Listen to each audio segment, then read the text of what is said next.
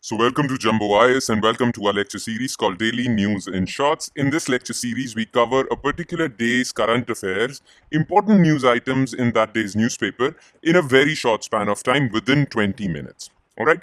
So, today we are going to be covering September 16, 2024's current affairs. And mind you, we'll be focusing mostly on important news items from the perspective of your civil services examination. We won't be covering all the news items covered in September 16th newspaper. We'll be focusing more on important news items. Okay, so the important news items that featured in September 16th newspaper are as following. So here are today's topics. Okay, number one, the government of India has lifted export curbs on on onions and basmati. So the export restrictions on onions and basmati rice have been lifted. Now, why did the government lift those restrictions? What were the major reasons behind that? And why were these restrictions put in place in the initially? Okay, we'll talk about all these issues. Then recently, a research has found out that there is a link between the disease called dyslexia and a part of our brain called thalamus. So, what is this connection between dyslexia disease and thalamus of our brain? We'll talk about this. Then recently, there is this debate going on. Look, phosphoric acid is used in fertilizers, okay, and it is very important for food production. But phosphoric acid is also used in the production of batteries for electric vehicles. Now, we have limited phosphoric acid, so there is this debate between food and cars. Okay, so how would we tackle this debate? What should be given priority over the other? Should food be given priority, or should electrical vehicles be given priority? We'll talk about this issue. And in the end, we'll talk about the missile air defense system of Israel, the Iron Dome of Israel, because this Iron Dome actually failed. It failed to intercept a Houthi missile fired by Houthi rebels of Yemen. Okay, as you all know, war is going on in the Middle East, so that is why this was in the news. So we'll focus on the Iron Dome of Israel. All right. Okay, so let's start with topic number one, which is export curbs on onions and basmati lifted. Okay. Now, recently, the government lifted curbs on onion and basmati rice exports in the form of minimum floor price of $550 and $950 per ton, respectively. Look, earlier, government had told all the exporters of basmati rice and onions that they cannot sell their products outside India below the price of $550 and $950 per ton. Okay, they cannot do that. So government had actually put a minimum export price. So the minimum export price for onions was $550 per ton. For basmati rice, it was $950 per ton. And why did government actually put this restriction of minimum export price? That all traders who are selling abroad, selling these products abroad, cannot sell them below this minimum export price. Now, why was this restriction put in place? You see, back in the day, India was suffering from food inflation. Okay? And generally, food inflation is caused because of supply shortages. Generally, if supply is less than the demand, then prices go up. And there were supply shortages of basmati rice and onions. Now, there were supply shortages because many of the traders were exporting rice and onions abroad. This made domestic supply of rice and onion low in India. Therefore, in India, supply was short, demand was high, food inflation was happening. Therefore, government told all the exporters that you cannot sell these products outside below minimum export price. This made our exports expensive. That is why many traders couldn't sell these products outside India because they were quite expensive. Government had told them categorically that they cannot sell these products for cheap. That is why these traders had to then sell these products in India's domestic market only. They were forced to sell these products in India's domestic markets. Okay. And because of that, supply in domestic markets increased, food inflation calmed down. Now, it is for this reason that minimum export price restrictions were placed on basmati rice and onions. But recently, government has decided to do away with this. Okay, government has said that there will no longer be minimum export price restrictions. As a matter of fact, the taxes paid by exporters, known as export duty on onion remains. It is there, but it has been halved to 20% now. Now, why did government remove export restrictions? What are the reasons behind that? First of all, the problem of food inflation has calmed down. so easing food inflation. Plus, the supply of basmati rice and onions is already high because of good monsoon this year and better harvest. Plus, onions and basmati rice are grown in those states which are going for elections right now. Basmati rice is grown quite a lot in Haryana, and onions are grown in Maharashtra. Both these states are up for elections, and that is why the government has done it so as to appease the farmers. It is said that political compulsions are also the reason behind this move, because now farmers would be able to sell these products to traders for a high price, because traders would be able to sell these products abroad for a high price. Okay, they'll be able to export. Make sense? So these are the reasons: political compulsions, good monsoon, better harvest, and easing food inflation. Now, there are some announcements made by the government regarding vegetable oils also. Okay? Hike in effective import duty inclusive of special agricultural cess and social welfare cesses on crude palm oil, soybean oil, sunflower oil. So look, India is India imports a lot of palm oil, soybean oil, sunflower oil. But India also produces, there are domestic producers also who produce these products. But India imports them also. Okay, so to make these imports expensive so that people buy from domestic producers, government actually increased import duty. On top of that, government is also levying special agriculture and social welfare cess. Okay, the duty on import duty on refined palm, soybean, and sunflower oil was also increased again to make imports expensive so that people buy more from domestic producers. Although global vegetable oil prices are roughly 50% down from their March 2022 peak when Russia Ukraine were fighting, because Ukraine also sells a lot of vegetable oils. But now Ukraine production has increased, therefore prices have gone down. So globally also vegetable oils have become cheap. Okay. Now government has taken these measures, okay? But many agricultural experts are criticizing the government because they're saying that your policy reactions are knee jerk. There is no long term policy. You just take steps based on the current circumstances. There is no 5-year, 10-year policy. You take knee jerk reactions. Therefore, policymakers have suggested that India should take a long term view. They have suggested a way forward. All right? And the way forward is as following. Farm trade policy in the last 2 years and more has been excessively pro consumer, with export and private stock holding restrictions being imposed alongside liberal imports. So, India's farm trade policy is more consumer centric, people centric, and not farmer centric or producer centric. Because government is mostly worried about inflation, and government takes these steps keeping inflation in mind. And inflation is important for consumers only, not for farmers or producers. That is why government puts these export restrictions. Government doesn't allow traders to stock these commodities above a certain level. Okay, they place storage restrictions also. All right, and import restrictions also. Clear? That is why government needs to change its policy. It should be a balance of the two. Okay, it shouldn't be more consumer centric. We need to take care of producers, which are farmers. Plus, this is an important line which you can use in your mains answers.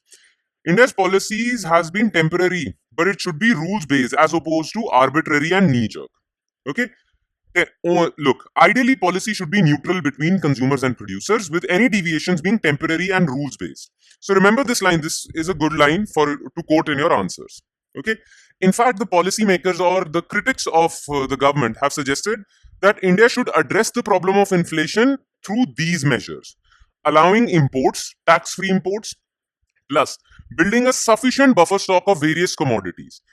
Now, whenever there is shortage of supply of these commodities, this buffer stock would be used to fulfill or satiate that supply shortage. Okay, so use these measures. Allow easy imports, store buffer stocks of these commodities to be used when inflation is high. Use these measures instead of export restrictions, stock holding restrictions, allowing liberal imports, and so on. All right, so this was it. All right, now we are done with topic number 1. Now let's move to second topic, which is dyslexia and thalamus in the brain. Now look, what's in the news? Why dyslexia is being discussed? Let's talk about that first, and then we'll turn to what is dyslexia, what is thalamus. Okay, so researchers based in Dresden, Germany say they have been able to show for the first time that dyslexia is linked to changes in the function and structure of a specific part of human brain called visual thalamus. Okay, now look, Dyslexia, many children and many adults suffer from dyslexia. It is a neurological disorder, it is a brain disorder. But up till now, scientists or researchers were not able to find out the cause behind dyslexia. But now researchers said that they are able to locate the reason behind the occurrence of dyslexia, and they say that the occurrence of dyslexia is due to some faults in visual thalamus part of the brain. Now, what is visual thalamus? Look, you see from your eyes, and the signals from your eyes go to your brain, right? Now, in brain, you have thalamus, where these signals from your eyes go. This thalamus actually interprets whatever you see from your eyes, and then it it shifts those signals to cerebral cortex. Okay, so I see, they send the signals to thalamus. Thalamus interprets the vision that you see, and that vision is then transferred to cerebral cortex. Cerebral cortex is the thinking part of the brain. That part of your brain that thinks, that understands language, memory, emotion, thought, reasoning, consciousness, all of that lies in cerebral cortex. Now, researchers say that people suffering from dyslexia have some problem in their thalamus. Visual thalamus is a key brain region that connects the eyes with the cerebral cortex. And what is cerebral cortex? Portion of the brain responsible for our ability of reasoning, emotion, thought, memory, language, and consciousness. Now, the question is, what is dyslexia? Okay, so dyslexia is basically a learning disorder that involves difficulty reading due to problems identifying speech sounds. So, for example, like all of us read A, B, C, right? And we associate sounds with this picture. This sign means A. This sign means B. This sign means C. Then the sound of the means this. The sound of the means this, right? We can make these connections, but dyslexic people cannot make these connections. They cannot, sometimes they find it difficult to connect this picture with the sound of A, this picture with the sound of the. It's very difficult for them. It is difficult for them identifying speech sounds and learning how they relate to letters and words. Okay? Now, because of that, it is very difficult for them to read. Dyslexia occurs in about 5 to 10% of the people worldwide, making it the most common learning disorder. Boys are affected 2 to 3 times more often than girls. And now scientists have found that the reason why this happens is because of some problem in the thalamus portion. So eyes are connected to thalamus, which interprets your vision and gives it to cerebral cortex. Now, cerebral cortex, this portion of your brain, does all the thinking. Now, if thalamus is faulty, then you won't be able to associate sound with this picture. And that is why it is difficult for you to read. Clear? Now, you might be thinking that it's a learning disorder, then people who suffer from dyslexia are not that intelligent.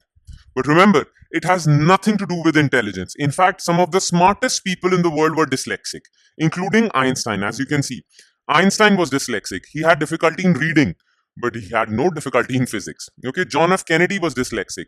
Mozart, the music genius, was dyslexic. Steve Jobs was dyslexic. Beethoven was dyslexic. So many intelligent people have been dyslexic. Dyslexia is just difficulty in reading. It has nothing to do with intelligence.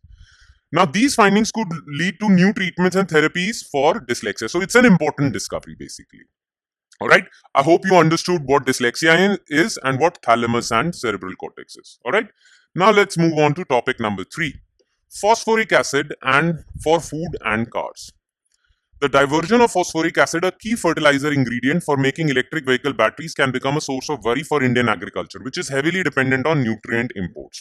Look, Indian agriculture is heavily dependent on fertilizers, right? And there are 2 very important fertilizers on which farmers' lives depend.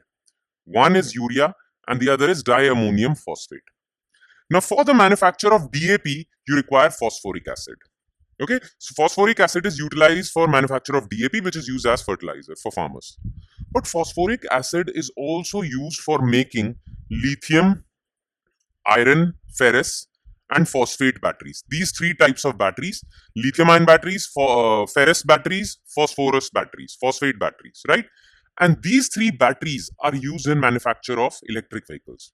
So electric vehicles run on these three batteries. There are other batteries also on which electric vehicles run, but many countries are using these three batteries for the manufacture of electric vehicles. Phosphoric acid is used in all these three batteries, LFP batteries. Now, phosphoric acid is limited. Its availability is limited. Now, the question for policymakers is which product to prioritize. Phosphoric acid should be prioritized for fertilizers because fertilizers are used for food production, or should phosphoric acid be utilized for electric vehicles because electric vehicles are also important if we want to fight climate change. Now, this is a very big conundrum that policymakers need to solve, right? And this is what the article talks about. Okay, so what is the issue? Phosphorus used in fertilizers is finding new application as cathode raw material in electric vehicle batteries after further purification. Now, China is the leading DAP, which is the fertilizer producer, and India imports a lot of DAP from China. As more of China's phosphoric acid goes towards LFP batteries, there will be less available for manufacturing DAP. So there will be shortage of DAP in China. Therefore, Chinese DAP fertilizer would become expensive, and that would create problems for Indian farmers, right? Shift towards LFP batteries is there. Why? Look, there are various other forms of batteries also. There is nickel cadmium batteries also that are used in electric vehicles, but many electric vehicle manufacturers are shifting towards LFP batteries. First of all, they cost less, they are safe, they have a longer life, right? So that is why many electric vehicle manufacturers are abandoning nickel cadmium batteries and using LFP batteries. But for that, they have to divert phosphoric acid, which is used in DAP. Now, this is a problem, all right? And as we all know, we have discussed this in the previous lecture as well, DAP is already short of supply in India. That is why government has manufactured nano DAP. That farmers, if they are short of normal DAP, they can use nano DAP, which is better form of DAP, right? So this problem, this conundrum can be solved through the usage of nano DAP. Okay, nano DAP has other advantages as well. We won't be import dependent on China because nano DAP is manufactured in India. All right, okay. And the last news item is Iron Dome of Israel. Now, Iron Dome of Israel is a missile defense system. Whenever someone attacks Israel with a missile, then Israel actually uses this Iron Dome to protect itself. So what happens is if someone has attacked Israel with a missile, Israel also sends an interceptor missile which meets this attacking missile in the sky and destroys it. And that is why Israel protects itself. This is known as the Iron Dome. Now recently, news has come out that this Iron Dome failed in one case. A Houthi missile, Houthis are the rebels of Yemen who are attacking Israel, and they're affiliated to Iran also. So Houthi missile landed in central Israel for the first time recently. The Israeli military confirmed that the interceptor missiles, which are used to destroy incoming missiles from the Iron Dome and Arrow air defense systems, were deployed. But they are not sure whether these missiles were able to intercept this Houthi missile. Inquiry is still on. Okay, so that was in the news. Now, let's gather a little information about Iron Dome because questions might be asked, at least an MCQ might be asked regarding Iron Dome because Iron Dome has been in the news for quite some time now. So what is this Iron Dome?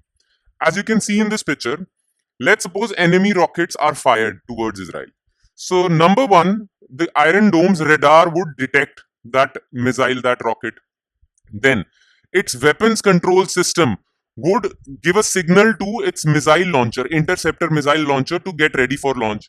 Then this interceptor missile would be launched and it would destroy the incoming attack missile in midair. And that is how Israel protects itself. So what is Iron Dome? It is a short-range ground-to-air defense system that includes a radar and Tamir interceptor missiles. So these interceptor missiles have a name called Tamir that track and neutralize any rockets or missiles aimed at Israeli targets. Now, this Iron Dome was developed by state-run Israel government-sponsored Rafale Advanced System Defense Systems and Israel Aerospace Industries, and this Iron Dome was deployed in 2001. Now, it has three components: radar for detection, battle management and weapon control to act as a link between radar and these missiles, and interceptor missiles, the Tamir missiles. All right? Okay. And with that, we conclude today's session. Thank you so much for watching, guys, and I hope it has added value to your preparation. Though if you want to download the detailed PDF file for this lecture, the entire current affairs discussed in this lecture, if you want it in PDF file, you can go to our Telegram channel and download a PDF file from there. The link to our Telegram channel is given in the comment section below. So make sure you check that out too. All right. On that note, I'll be signing off. Thank you so much, everyone, and I'll see you next time with next day's current affairs. Thank you.